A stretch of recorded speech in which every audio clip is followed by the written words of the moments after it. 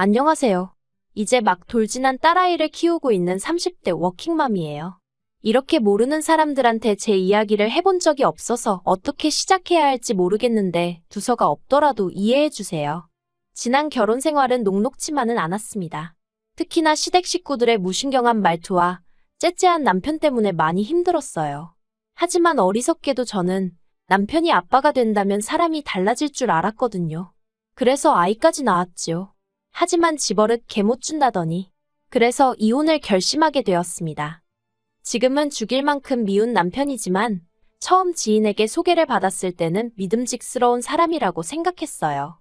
친정아버지가 워낙에 우유부단하신 분이었고 그로 인해 친정어머니가 고생을 많이 하셨거든요. 그래서 저는 꼭 저를 이끌어줄 수 있는 남자를 만나고 싶었는데 연애 내내 남편이 보인 모습이 그랬습니다. 데이트라도 하게 되면 이거 하자 저거 하자며 먼저 나서서 분위기를 주도했고 저에게 무슨 고민거리라도 있어서 털어놓으면 이렇게 해라 저렇게 해라라며 해결책을 제시해주곤 했는데 그게 그때는 다 맞는 말처럼 들릴 만큼 의지가 되었답니다. 그래서 남편이 만난 지 6개월 만에 결혼하자고 했을 때도 먼저 말해주니 좋았고 남편의 선택대로 따라가면 될 줄 알았어요. 하지만 막상 결혼을 해보니 남편은 리더십이 있다기보다는 독단적이었습니다. 특히나 돈 문제에 있어서는 제가 남편보다 월급이 같으면 같았지 단 한 번 10,000원이라도 덜 벌어온 적이 없었는데요.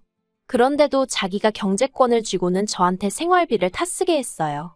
그런데 이게 웬걸 결제할 때마다 남편한테 문자가 가면 전화를 해와서는 그걸 했냐 저걸 왜 사냐 어찌나 따져대고 사람한테 책임을 물어대는지 제가 그렇다고 무슨 명품을 사고 유기농을 사 먹고 그러는 것도 아니었는데 말이지요.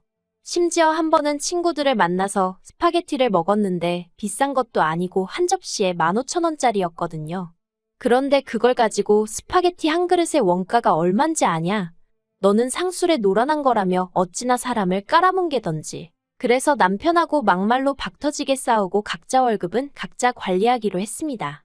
지금 생각해보면 이때 그냥 이혼했어야 하는데 그때만 하더라도 제가 남자를 잘못 골랐고 섣부르게 결혼을 결심했다는 걸 인정하고 싶지 않았던 것 같아요. 그래도 다행이라고 해야 할지 월급을 각자 관리하기 시작한 이후로는 좀 숨통이 트이는 기분이었어요.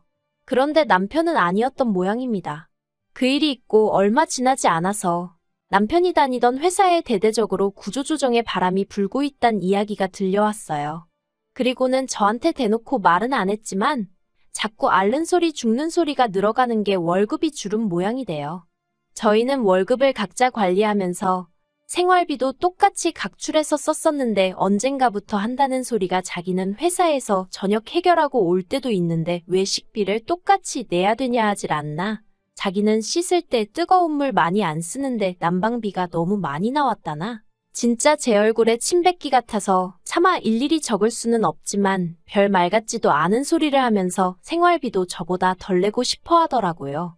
그렇지만 그럴 때마다 저는 남편이 그런 말을 무슨 의도로 하는 건지 뻔히 알면서도 못 알아듣는 척 모른 척하며 무시해버렸습니다. 만약 그렇게까지 왜 참고 살았냐고 물으신다면 솔직히 친정부모님이 항상 입버릇처럼 하시던 말씀이 이혼하면 여자만 손해다 였거든요. 이혼녀 딱지 달고 세상 살기가 쉬운 일이 아니라고요. 그리고 저도 당시에는 그런 친정부모님의 말씀에 어느 정도 동의하는 바였어요.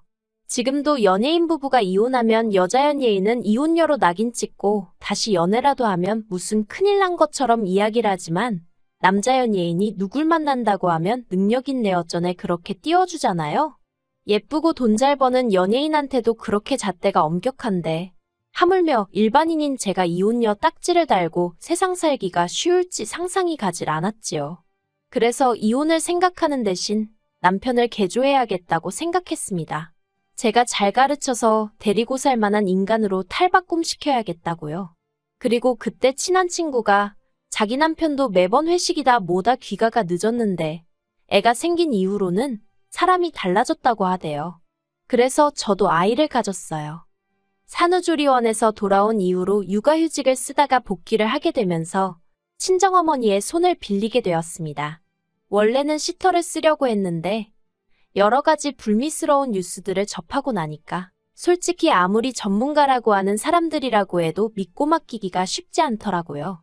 그래서 친정어머니께 부탁을 드렸네요. 그런데 아무리 외할머니라고 해도 솔직히 하루 종일 아기랑 시간을 보내는 게 쉬운 일은 아니잖아요.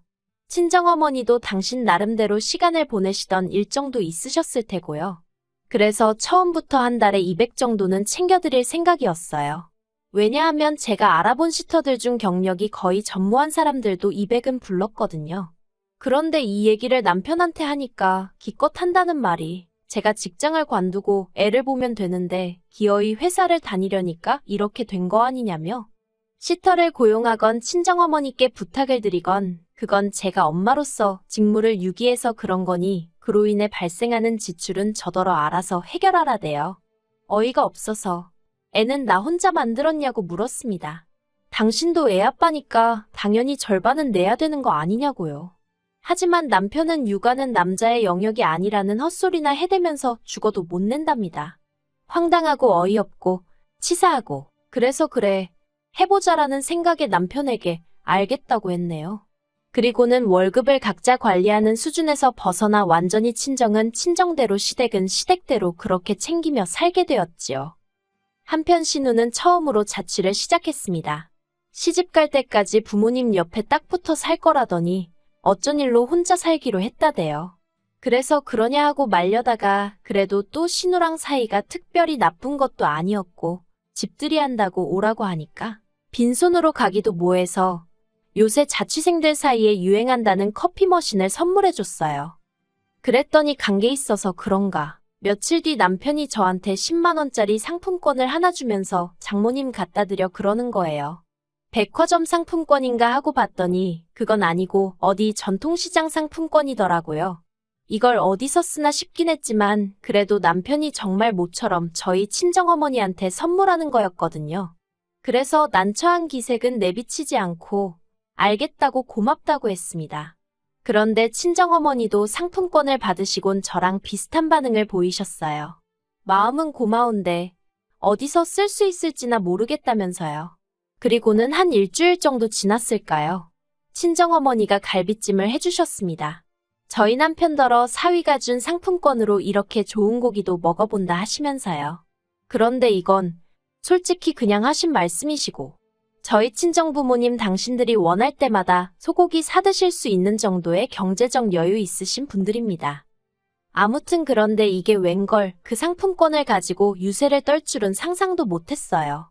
상품권 이야기가 다시 나오게 된 발단은 제가 다니는 회사에서는 매년 성과에 따라 한 사람당 100만 원에서 200만 원까지 복지 포인트를 주거든요. 그리고 저는 올해 130 정도를 받게 되었고요. 여담이지만 남편도 아는 복지 포인트이고 얼마를 받건 간에 매년 요긴하게 잘 써오고 있었어요. 그리고 올해는 친정에 안마의자를 놔드려야겠다고 생각하고 있었습니다. 비록 3개월 만에 재택근무 전환이 되면서 친정어머니 도움을 받지 않아도 되게 되었지만 그래도 3달 동안 친정어머니가 고생을 많이 하셨으니까요. 그런데 남편이 올해는 그 복지 포인트로 뭐 할까라고 운을 띄우더라고요. 그래서 친정부모님 댁에 안마의자 놔드릴 거야 그랬습니다. 그랬더니 그걸 왜 제 마음대로 정하냐대요. 원래는 매년 상의해서 쓰긴 했었거든요.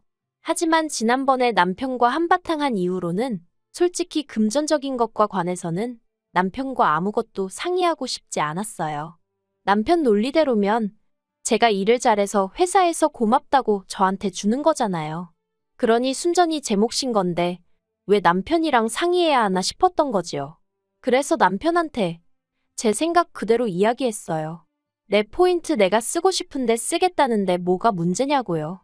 그랬더니 남편이 그러면 시댁은 시부모님은 생각 안 해? 그러는 거예요. 어이가 없어서 당신은 처가 생각 얼마나 하고 사냐고 따졌습니다. 그리고는 그렇게 시부모님 사드리고 싶으면 당신이 당신 돈으로 사드려. 월급 받아서 그 돈 다 뭐해? 생활비라고 100만 원 주고 나면 당신 생전 나하고 1원 한 푼 상의해서 쓴 적 있어. 그러니까 이번에도 알아서 잘 사드리라고 쏴붙여버렸네요. 그러자 남편이 입술을 대빨래 밀고선 인정머리가 있네 없네. 누가 누구한테 할 소리를 하던지요. 그런데 그 일이 있고 며칠 뒤 생각지도 못한 사람에게서 연락을 받았습니다. 바로 신우였어요. 신우가 먼저 저희 남편, 그러니까 자기 오빠한테 들었다면서 저희 회사 복지 포인트 이야기를 꺼내더라고요. 뭐라고 달리 반응을 보이기가 어려워. 네, 맞아요. 그런 게 나와요 하고 적당히 대꾸만 하고 있었어요. 그런데 신우가 정말 잘 되었다며 이번에 자기가 컴퓨터를 사려고 하는데 저더러 복지 포인트로 대신 사달라대요. 그러면 자기가 현찰로 주겠다고요. 사실 복지 포인트를 쓰려면 지정된 곳에서만 써야 되다 보니까 100% 마음에 드는 물건을 찾기가 쉽지는 않거든요. 그래서 저도 남편에게는 친정어머니 쓰실 안마의자를 사드릴 생각이라곤 했지만 마음에 딱 드는 모델이 없어서 고민이 많았지요. 그런데 신우가 돈으로 주겠다고 하니까 솔직히 잘 됐다 싶더라고요. 그래서 바로 알겠다고 했습니다. 그런데 피는 못 속인다고 해야 되는 건지 어쩌면 남매가 그렇게 하는 짓이 똑같을 수가 있을까요? 신우와 통화를 마친 뒤 아가씨가 말한 컴퓨터. 지금 찾아보니까 150만 원 정도 한다고 알려줬어요. 그랬더니 신우가 그러면 내가 20만 원만 보내주면 되죠? 그러는 거예요. 순간 이해가 안 돼서 신우더러 그게 무슨 말이냐고 150만 원짜리라니까 웬 20만 원이냐고 물었어요. 그랬더니 또다시 신우는 복지 포인트 쓴다고 했잖아요 그러는데. 그리고는 서로 간에 몇 번 더 말이 오가고 나서야 상황 파악을 할 수 있었습니다. 남편이 정확히 뭐라고 했는지는 모르지만 신우는 제 복지 포인트에 자기 돈 조금만 보태면 컴퓨터를 살 수 있다고 생각한 모양이에요. 정말이지 떡 줄 사람은 생각도 안 하는데 남매가 나란히 김칫국이나 마시는 꼴이라니. 그리고 이 이야기가 시부모님 귀에까지 들어가면서 상황은 걷잡을 수 없이 복잡해져 갔습니다. 시부모님이 저를 불러놓고 너는 친정만 챙기냐? 시댁은 웃음냐 하시더니 왜 기분 나쁘게 차별을 하냐고 그러시는 거예요. 그러더니 당신들이 이번에 한 번만 저를 용서해 줄 테니까 대신 복지 포인트로는 신우 독립한 기념으로 선물하는 셈 치고 컴퓨터를 사주랍니다. 그러면 그냥 이번 일은 없던 일처럼 눈 감아 주시겠다나요? 어이가 없어서 제가 잘못한 일도 없는데 그게 무슨 말씀이시냐고. 그렇게는 못한다 했습니다.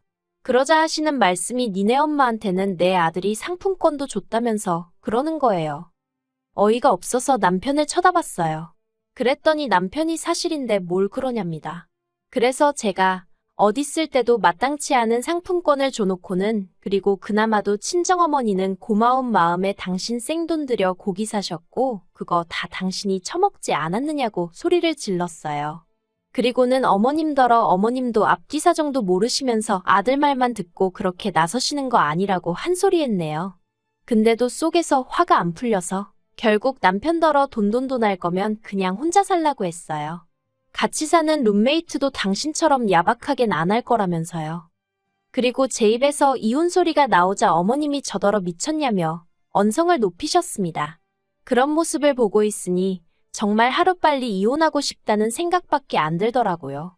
그래서 어머님과 남편을 뒤로하고 먼저 시댁에서 빠져나왔습니다. 그리고는 친정어머니가 아이를 맡아주고 계셨거든요.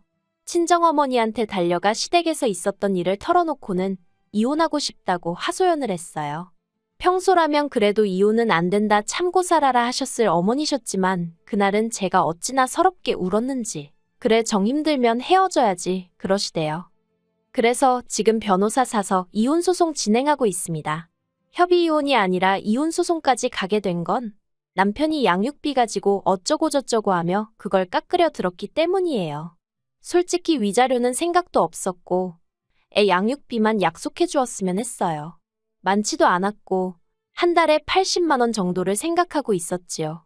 그런데 양육비를 흥정하려 드는 남편의 모습에 너무 열받아서 아이 위자료도 받아야겠다고 제가 마음을 바꿔먹었어요.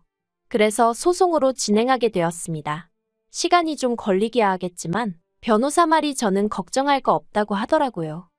남편은 결혼만 하면 제가 월급도 죄다 갖다 바치고 연애 때처럼 남편 말에 꼼짝도 못하고 따르고 그럴 줄 알았나 봐요. 어리석었던 거지요. 요새 그렇게 사는 여자가 몇이나 된다고 그리고 저도 제 몸 하나 건사하고 살 능력은 되는데 못하러 그러겠어요. 하지만 지나간 일 곱씹어봤자 의미 없고 적어도 앞으로는 남편과 얽힐 일은 없을 테니 그걸로 만족하며 살아보겠습니다.